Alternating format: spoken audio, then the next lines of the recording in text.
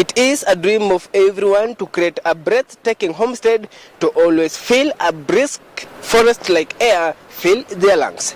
Flowerland Ornamental Plant Limited, a flourishing habitat just by Sosiani River along Eldoret-Kisumu Highway, provides a wonderful, heavenly place.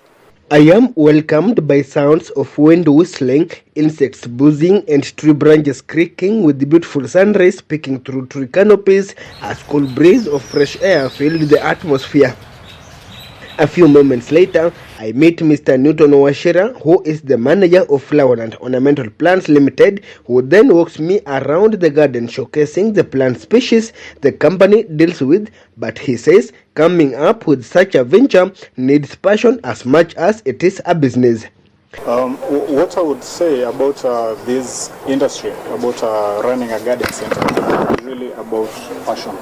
If you love plants, you can be able to run something like this. So it's not all about the business perspective of making money. Of course, it's in there, but the main drive is the love of flowers.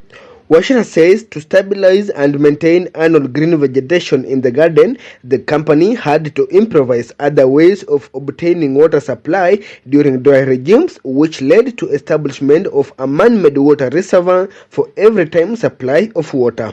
Well, initially we sourced our water from River Sosiani, but with time it was not really sustainable because of the fluctuations of, when it's dry, we don't get enough water. So we opted to dig our own well, and we get water full time.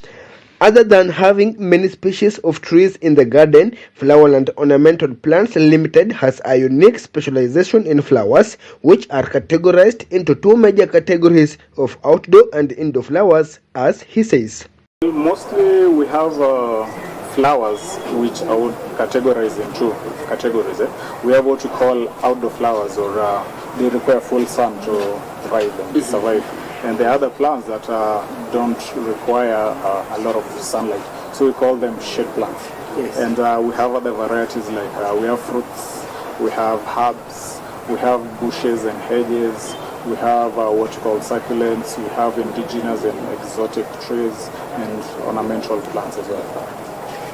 Beautiful sites, homesteads and compounds are made of ornamental plants, which Washira says Flowerland deals with such kind of plants which most people prefer for decorative purposes and landscape design projects. Also, his garden has got fruits and herbs that have medical values. Say our major, or what we have really focused on, the bulk of our products is ornamental plants, but we have other fruits. We have indigenous trees; those are not ornamentals per se. We have what we call kitchen supply, kitchen garden plants as well. Really, I would say all fruits have medicinal purposes, but there are some herbs, very specific type of fruits and herbs that have a higher medicinal value. Well, we always recommend those to every client who's doing landscaping.